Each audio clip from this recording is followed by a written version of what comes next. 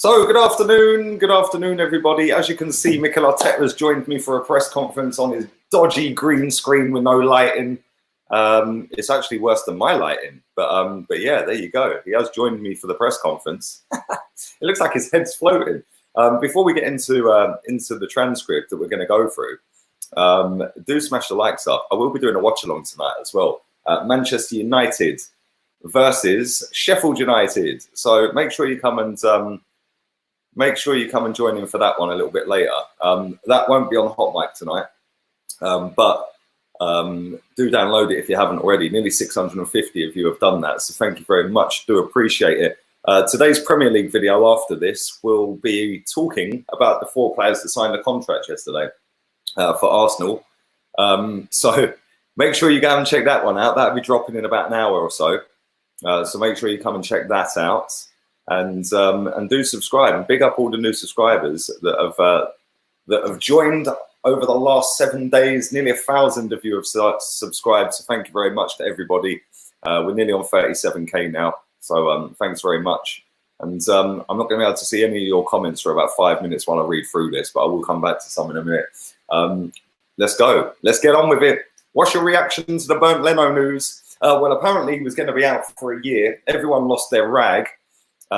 Everyone was laughing at the guy last night because he missed a penalty, and like I've said all season, Arsenal's biggest wins this season, there have been other people or other teams misfortunes and losses. Kind of sums up what we're doing as a football club, really, doesn't it? Let's laugh at somebody else. Let's laugh at the guy who scored the winner against us twice this season. Great, well done, mate. But anyway, Leno isn't out for a year. He's out for about 4 to 6 weeks, so that's great news. He has said we thought it was going to be a more significant injury. We don't know the extent of the injury still, but we know at least the cruciate ligaments are not damaged, which is the biggest fear at the start. He was more positive and in less pain today, so that's good news. Obviously, the Banter Club continue. Socrates and Xhaka are back, and they're in contention. They're in contention. He goes, we don't know yet. They haven't trained fully with the team. Okay, should not be in contention then. Let's see how they are tomorrow and if they can be involved in any way in the squad. But they are not yet ready. Oh, that's decent. We have half a chance without Xhaka in the team. What do you think? What do you think Southampton's strengths are? What is going on? Seriously, man, this is pissing me off. Why does it keep doing this, man? I should have just put an ad block on this. Anyway. They are a very German side, a manager that has the team in pressing mode. They're really aggressive, good on the counter press, and really good in transition. They know what they are doing. They all seem very committed to it. They're a very dangerous team. Yes, they are. And we haven't got a very good record down there. 2 defeats since returning. Getting a sense of how big your job is yet? Well, if he didn't know how big the job is, he now does. I knew the challenge was going to be big, but to be fair, a lot of things have happened since I joined. This is what we have, a lot of complications in the last few weeks, internally in terms of injuries as well. But we have to deal with this. The most difficult thing to buy in football is time. I strongly believe that we are trying to do, that's what we're trying to do. Medium term, I know it's going to work, but right now we need results and to perform to win football matches. That's what we're focusing on. This is a good question. This is a good question. Gary Neville said you need an entire overhaul of your defence. Do you agree? Yes, I do. At the moment, we cannot do anything. Well, we can because we signed 2 defenders yesterday. So we clearly can. We are playing with the players we have. My job is to make them as good as possible. Okay. There are players that have kept a lot of clean sheets under me. They were undefeated in 12 games and done really well. I don't like to judge players just when they lose, but I know overall we can strengthen the team. But as well, we have some players that are very valuable, performing under me very well that I trust, like David Luiz. Mate. Yeah. Okay. Will you remind Matteo Guendouzi of his duties as a professional footballer in terms of his conduct? My job is to make sure we behave in relation to the shirt that we wear. Obviously, what happened on the pitch, I played for 17 years. stays on the pitch, because you can mould and change in context very easily, and you shouldn't be doing that at all. No doubt he'll be dropped then. But obviously, we've showed frustration. In a way, I like it, because it means we care about losing and don't accept any defeats. But I like those types of reactions earlier instead of after football matches. Well said. It's exactly what I said. Do it in the game. What more do you want to see from your team on Thursday? Well, actually, a team that actually run around, try, tackle, defend. Don't defend like clowns. Press, score goals when the ball comes to him 3 yards out. Maybe that would be a start. His reply, though, was I think they are really willing, okay, and that they are trying really hard. Yay! Don't worry, lads. They're trying really hard. I was really upset because when I was talking about competing, it's 100 minutes now. The type of games that have water breaks and the amount of substitutions you're allowed to make, you have to keep that focus. I hate giving games away when we are under control and you deserve to win them. It's about that edge and the way they run, the way they press, the way they care. It's completely changed, and I'm satisfied with that. Wow. We've done more than enough to win the game, but at the end of the day, at this level, you give something to the opponent. Some moments it's going to be difficult to win the games in a row. Well, we give moments away in every single game, hence why we are 10th. Do you think the team has what it takes to finish in the top 4? Is that? I ain't even reading that. I ain't even reading that question. What a shit question. How do you assess the confidence of the squad? It's not about the confidence. It's about being upset. And when you know it's your fault, you lost the game, I think it hurts much more. I see players willing to get back in on Thursday and transform this into a win. And everyone will be looking much better. At the same time, as a group, we have to be dealing with these situations throughout the season. You're going to lose 1 or 2 games on the trot. How do you react? Okay, well, that's very true. You do lose 1 or 2 games on the trot. But if you're Arsenal, you go and win 1 or 2, then you lose 2 or 3, then you win 1, then you draw, then you lose, then you lose. Can't remember the last time we lost 3 in a row. Maybe it was this season.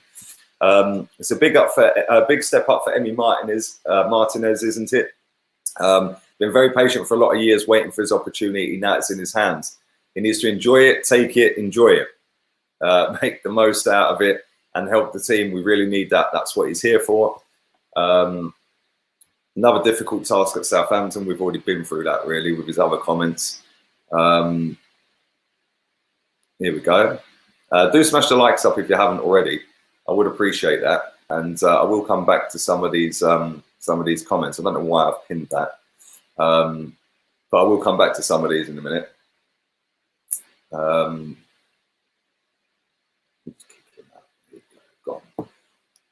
Okay, let's continue.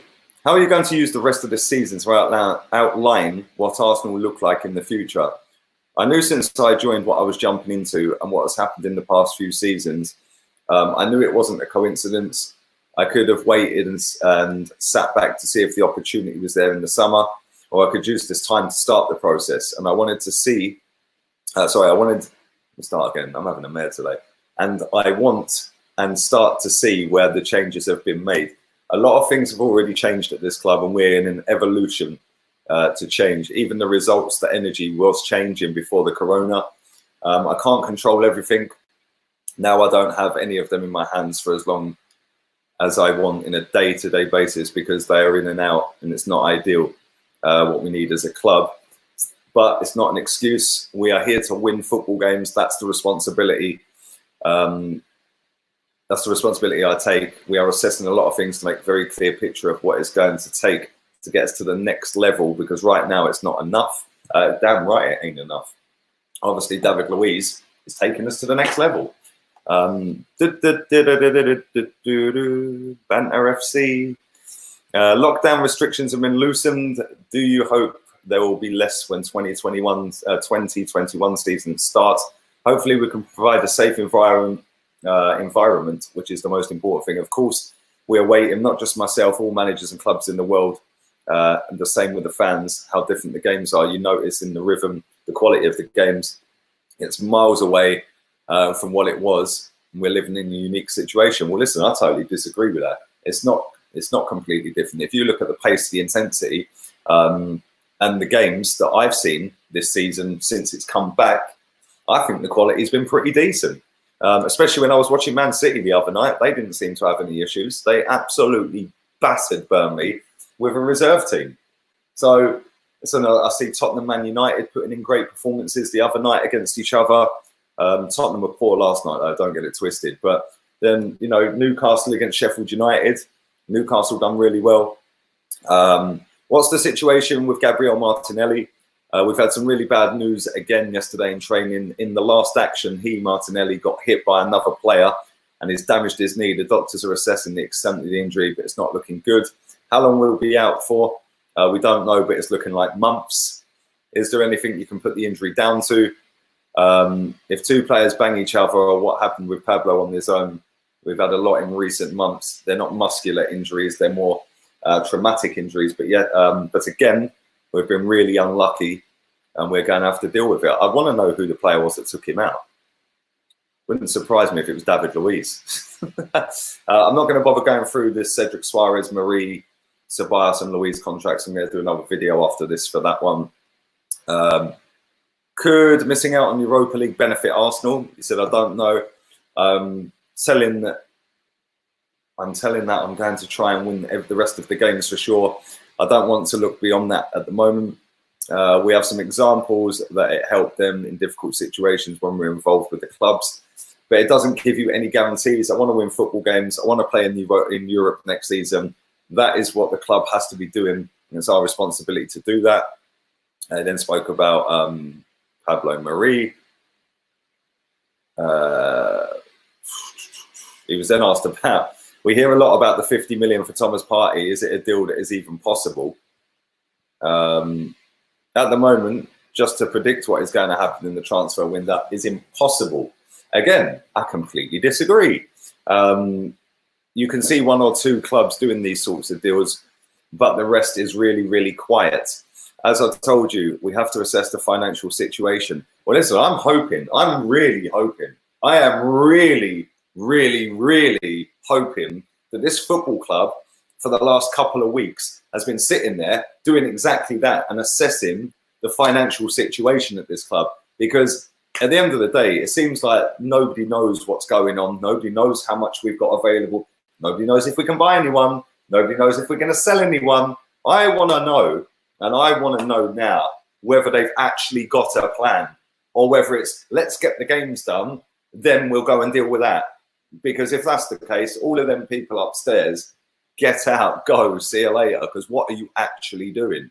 But anyway, he was then asked about Cedric Suarez. I ain't going to bother going through that. We'll do that on the next video. And I think that is the end of that. That is the end of that. Not one of his greatest press conferences, I can't lie. And I'll be honest with you, some of the stuff he said now was a little bit crap, wasn't it? Normally he speaks pretty well, but that was just a deflection one. You know, it didn't really tell us a great deal. It didn't tell us, all he told us is that he wants to win football matches, that Martinelli's injured, and that we're going to assess our finances. Well, come on, man, seriously. Yeah, I know he's not going to come out and tell us that we've got X amount of pounds to spend, but, you know, when he's saying that only a couple of clubs are going out and doing business, yeah, cool, but there's other clubs that will be working behind the scenes to be getting their business done. I'm hoping that Arsenal are doing that, because if we ain't, we're already left behind anyway. And seen a lot of people saying that we're compared to Leeds. We could be another Leeds United. I don't think it'd get that bad right now. But the one thing I do think is that we could be like another Everton. They were good in the 80s. They haven't really been seen since. Mike Dean in the chat says boycott merchandise. Well, that would be completely pointless, mate, because Adidas have already paid us for it. And I think about 5% of buying one of these goes to the club. So yeah, if this shirt costs 50 quid, 5% of that goes to the club, which is what, £2.50? Ain't a massive amount of money, is it? The other 95%, £47.50, goes to Adidas. Big up my guy in the chat. Best advice to grow a YouTube channel. Every aspect of Arsenal is to blame. Fans need to unite if you want serious change. Louise and Hart from Burnley. I used to be a goalkeeper. I should reply to be backup. Thank you for your donation. I hope you're well, mate. I hope you're good. Advice to grow a YouTube channel. F what everyone thinks. Say what you want. Back your talk, and just be real, mate. And that's why I upset and trigger so many people. So many people with massive accounts as well. I mean, the biggest podcaster, Arsenal podcaster, was calling me a "see you next Tuesday" all over his Twitter account yesterday.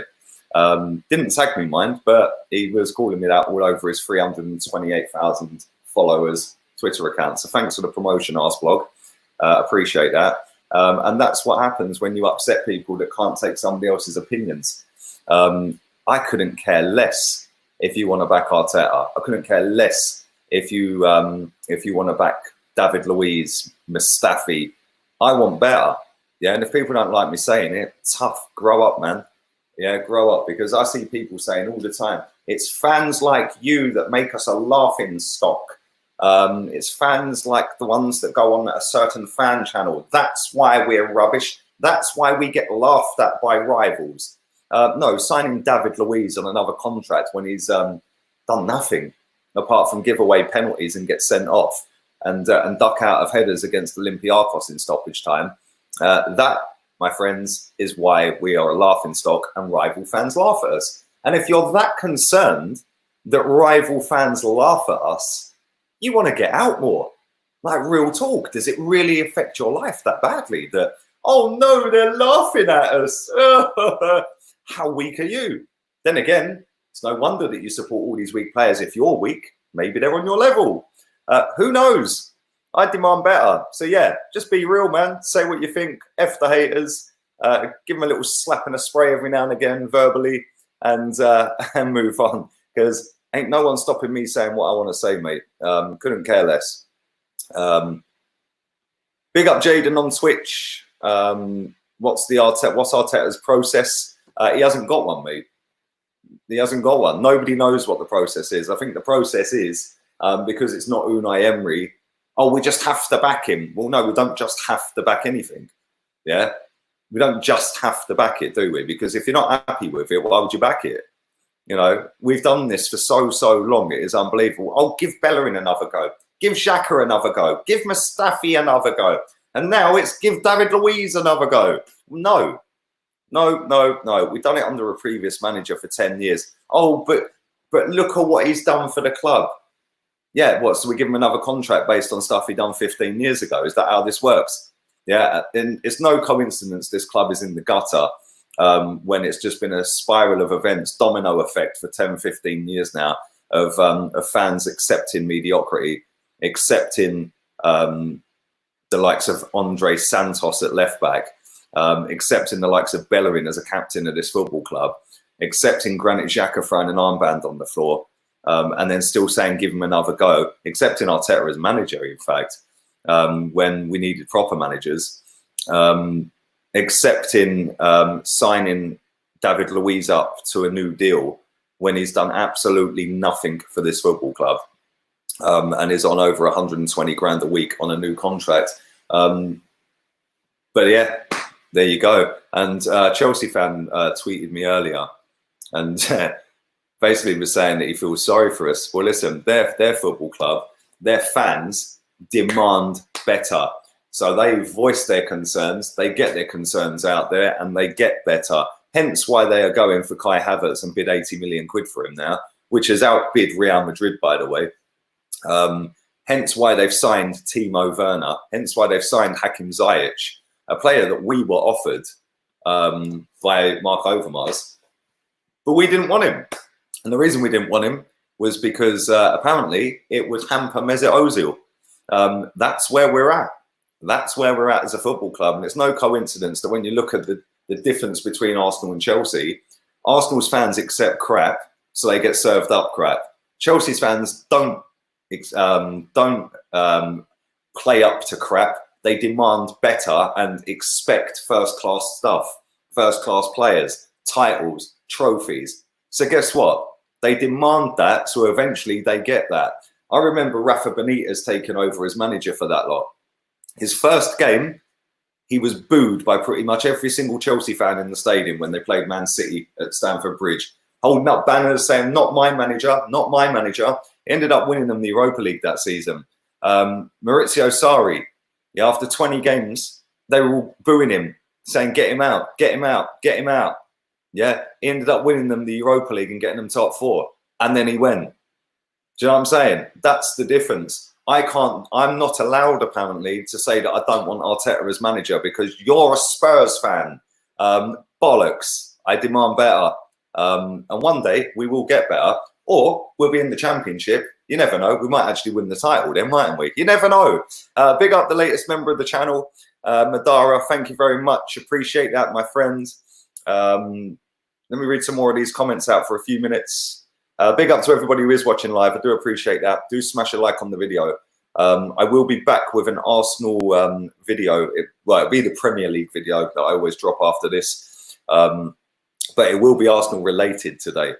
And it will be in terms of the 4 players we signed up for a contract yesterday.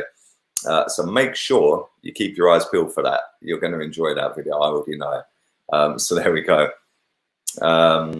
Turkish was right about the ball. Big up Turkish. Big up Turkish. Because it's funny, because he actually tried to do something, funny enough, the day these kits were launched. And everyone talk on Twitter, and about 30 people turned up. So it's all well and good everyone sitting here saying, oh, it's the board's fault, which, listen, I personally think it is. Yeah. I don't necessarily blame the owners so much as I do the board, but now we can sack the board. We've been there. We've spoken about that. But one thing I will say is the amount of people that go, I'm not backing that because he's on AFTV. Get your finger out your arse, you absolute wasters. Yeah. If you want something to change this football club, yeah, stop being a pompous twat and thinking you're better than everyone and go and join in. Yeah, he tried to do something. I tried to help him get people there by putting it all over here. Even though I didn't necessarily agree with it, I still helped him out. We had a conversation. I said I'll help him. And yeah, about 30 people turned up. And that's Arsenal Twitter in a nutshell, mate. Yeah, that is Arsenal fans in a nutshell. Talk, and do absolutely nothing. It was the same with the Wenger out protests.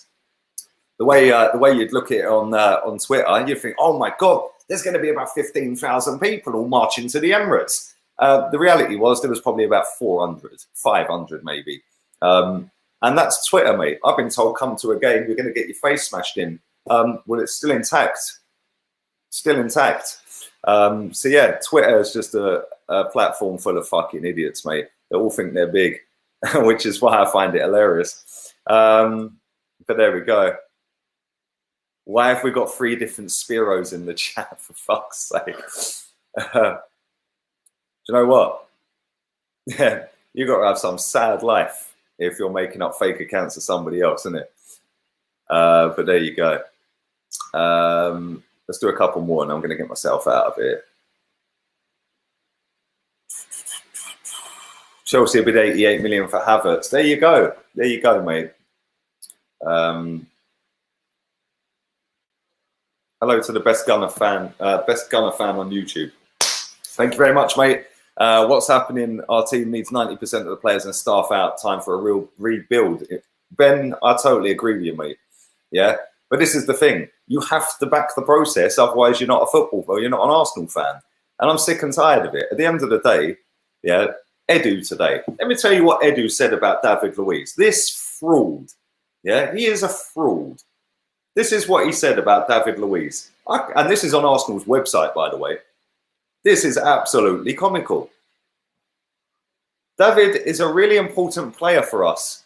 He has played most of our matches this season and has been important for the team. His passing, his communication with the team on and off the pitch, he helps everybody. Really? Do these people actually believe the crap they put out there? Like, does Edu actually believe that? And if he does, well, listen, just based on that alone, I'd pot him. Yeah, bye-bye, you're not good enough. What have you done since you've been here, apart from sign David Luiz? The mentality at the top at Chelsea is differently. It's not so much the fans demanding better. Abramovich is more ambitious than our owners. Thank you very much for your donation, Jordan. Yes, that is very true. Roman Abramovich would go and stand in the boozer on match day and have a pint with them all. So yeah, our owner probably don't even know we've played 2 games, mate. It's a joke. It is an absolute joke. But like I said, the fans, in my opinion, are the biggest problem at this football club. They have been for a long time. They accept mediocrity. But there we go. Thoughts on the contracts. Afternoon, Max. I'll be dropping a video within the next hour, mate. So you'll see when that video drops. Anyway, listen, on that note, I'm going to get myself out of here. I'm going to end on that comment. To be fair, we don't accept crap. We're just given crap. Chelsea fans have been given crap too. But they have an owner who will back his coach. I'll back the team, the coach, because that's what we are given. Well, listen, I kind of understand what you're saying, bruv. But at the same time, if we're served up Andre Santos, Mustafi, Kolasinac, Bellerin, Callum Chambers, even Rob Holding, you can throw into that mix, Pablo Marie, Cedric Suarez, you'll find out my thoughts on him. But if you're getting served up all of these players and you're still happy about that, then sorry, I don't know what to say. Yeah, I don't know what to say. Granit Xhaka, you know, we begged the geezer to stay and not go on to Germany. I think Hertha Berlin, Werder Bremen, one of them, I can't remember, had a £28 million bid for him. The deal was pretty much done, and Arteta begged him to stay. Well, I'm sorry. Why? Why? The guy's crap. The guy should never have played for this club in the first place. He was never good enough. He is basically a B-Tech Charlie Adam. In fact, that's actually being kind to Charlie Adam. Yeah, like, come on, seriously. Unbelievable. I'm out of it. Laters, peeps.